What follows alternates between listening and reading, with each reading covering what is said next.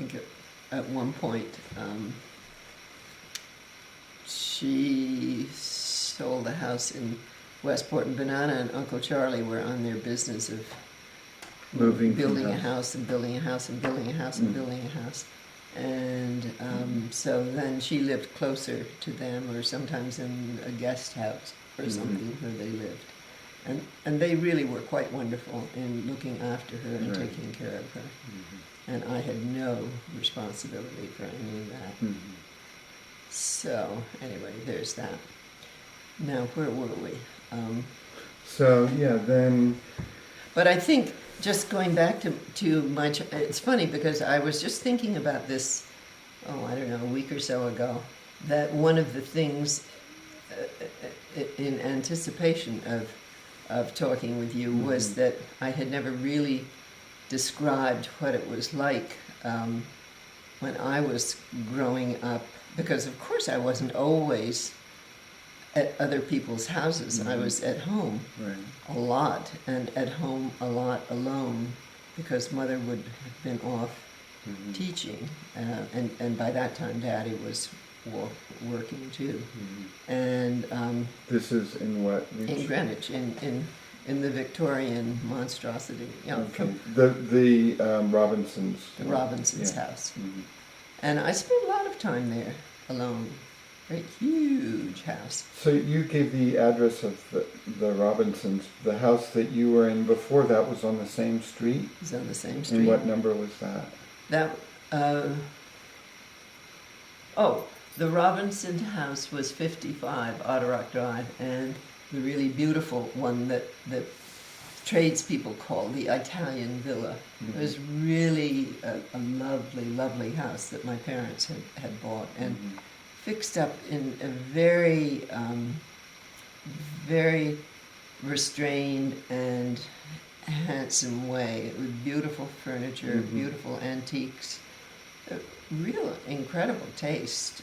Not, oh, look at us, we're so rich, we can afford this and that. It was really quite a remarkable place. Not overdone at all. And that was also in Otterock Drive? Yeah, that was one. Do you remember what number? Well, that one was 180 Otterock Drive, and the Robinson house was 55 Otterock Drive. It was sort of, Robinson house was right on the corner.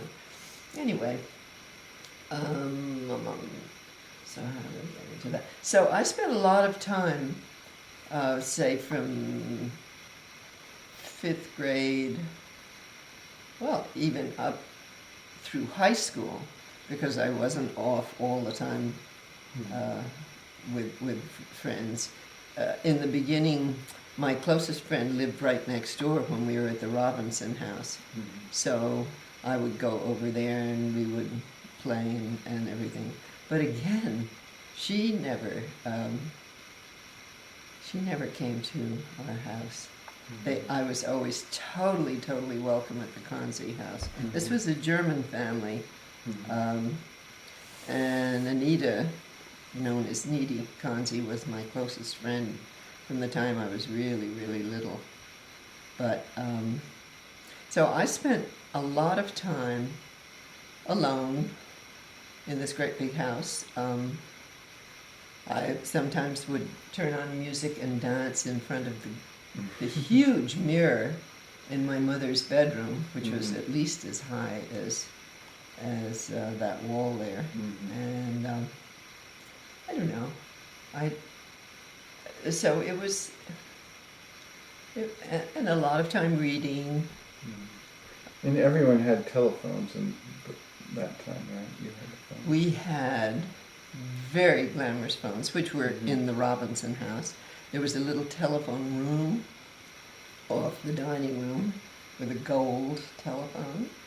And then there was a telephone in my mother's bedroom, which was also sort of bronze gold. Normal telephones were all black in those days. So it was a pretty fancy house, pretty darn fancy. And those were the only two telephone numbers. You want to know? 4792. That was your number? Yep. Can you imagine? One of these days, I'm not going to remember my own name, but I remember 4792. But there was an actual room, a little teeny tiny room, Uh-huh. with a table and a chair and the gold telephone right off the dining room. I mean, it was a ritzy Mhm. place. Anyway, and we used to pull these terrible things, calling people and calling up drugstores and saying, "Do you have Prince Albert in a can?" and let him out and all that kind of stuff, or calling up Pickled pig feet. people and making fake invitations and things. I mean, really mean, nasty things to people we didn't like so much. But When you say we, that would be you and who? that would be me and my friend Needy.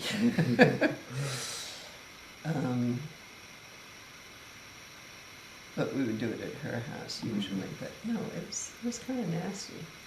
Anyway, but I don't really remember too much about what I did. I mean, I didn't sit home and mope, but I do remember being alone a lot.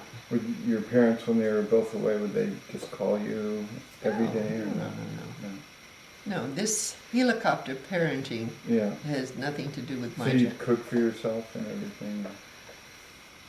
No, they would be there for dinner, something see, like that. yeah. But Mother would come back from, maybe teaching all morning, being on train, going off and teaching all afternoon, Right. coming back, and she would go I right see. down into that terrible, enormous kitchen Mm-hmm. and cook up the meals. The one thing was that she did not do the dishes. Mm-hmm. We always did the dishes. My sister and I did, or I did, or something like that. But after everything else that she did did not do the dishes. Mm-hmm. But she ironed the bed sheets. She ironed Daddy's shirt. He never wore a shirt more than one day. And boy, I don't know if you've ever tried to iron a man's shirt, but it's a miserable job. And we never had a laundress.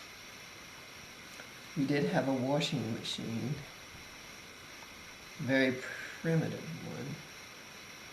one. Anyway, but the clothes always had to be hung up and then all. But she had very high standards, and it would have been unheard of to expect anyone to sleep in a bed with an unironed sheet, for example. There were no dryers and those things. Anyway, it was a very, very different life from the life that I experienced Right. quite intimately with many friends. And did your parents ever kind of tell you what they wanted you to be or wanted you to do, or when They you always wanted us to. We were always expected to, of course, do well at everything. This was one of the problems in having my mother as a teacher. I was always expected to get A's and hundreds. But when you were about to go off to college, were there? Oh yeah, I mean they were making huge sacrifices to send us to college. Right. Even But though they didn't say that you should do this or do that in terms of profession or anything. No. I know that there was the idea of being performance actressing or anything like that. As far as my sister, who majored in theater at Smith, it was always supposed to be. You didn't get up and perform in front of people.